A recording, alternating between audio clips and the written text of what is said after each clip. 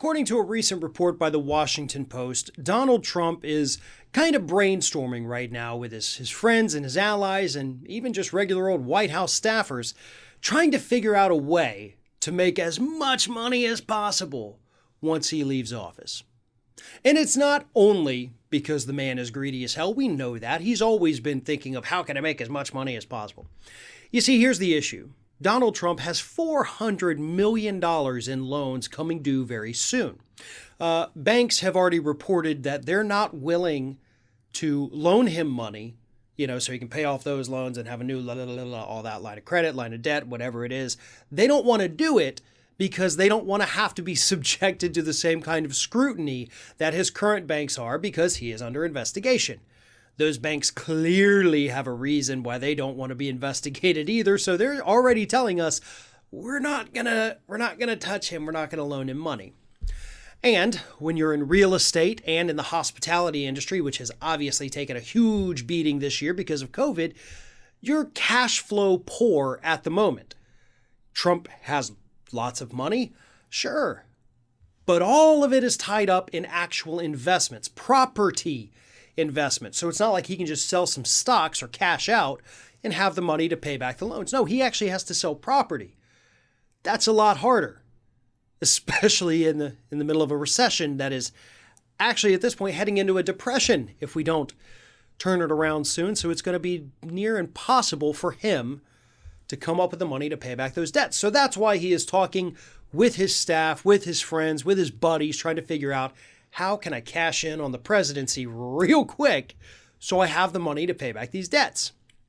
One of the things, obviously, that'll happen is they believe he is going to, and again, this is according to the Washington Post reporting, he's going to write a scathing memoir of his time in the White House and basically throw every single human being he's ever met under the bus during that. So, of course, that will obviously rise to an immediate bestseller. He will have written not a single word of it, but he'll get all the credit for it. There is also the obvious, speaking gigs that former presidents get. However, you got to come with a little asterisk on that because in my lifetime, what typically happens is that Republican presidents disappear. They don't go out there. They don't join the speaking circuit. They don't become the great kingmakers of the party. Hell, most Republicans didn't pay a lick of attention to Ronald Reagan until after he died. Let's be honest about that, folks, okay? Everybody, oh, yeah, he's okay. But the second he died, they deified him at that point. Let's not forget what actually happened. Ronald Reagan left office, disappeared. George H.W. Bush left office, disappeared. George W. Bush left office, disappeared. Jimmy Carter left office. Guy has worked nonstop, literally in and out of hospitals for cancer treatment, for other injuries. And as soon as he leaves the hospital, before he goes home, he goes back to the Habitat for Humanity site and keeps building houses for poor people. The man hasn't stopped. Bill Clinton, still in the public spotlight, even though we don't want him to be. Obama is the only one who actually did take time to be like, listen, I'm disappearing for a bit, but now he's reemerged. So I'm not too worried about Trump trying to come back in the public eye or give paid speeches, because there aren't going to be too many people that want to pay to have him come talk to their organization, except, of course, maybe the MyPillow guy. So if you work at the MyPillow Corporation, please understand this is probably going to be your Christmas entertainment next year. Now, there is, of course, the other possibility that they mentioned in the piece, and I'm taking credit for this because I've been talking about it for a little over 2 weeks now, and that is he may start charging people to attend his rallies. Seriously. I've been saying that for 2 weeks because, again, he is paying for these rallies at the time out of his campaign funds. And if he's not running a campaign, he can't have campaign funds. He'd have to pay out of pocket. He's not willing to do that. So he's going to have to charge people at the door. And sure, that's going to raise some money at first. But eventually you're going to find out that a lot of these people may not necessarily want to fork over $300 to hear you whine about the same things they can just follow you on Twitter and get for free, right? I mean, you really don't need to go see the guy live. Just go through his Twitter feed for an hour if you can stand it, and you're going to get the same thing. So you're not going to raise a ton of money off that. You're probably not going to get a ton off the book because, again, you're going to have to pay back the ghostwriter. Half the country hates your guts.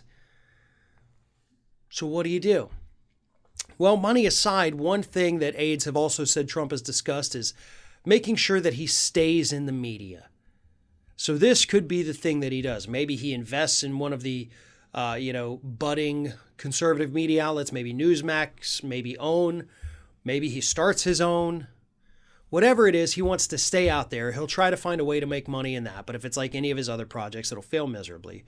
But he wants to remain a force so he can be the kingmaker.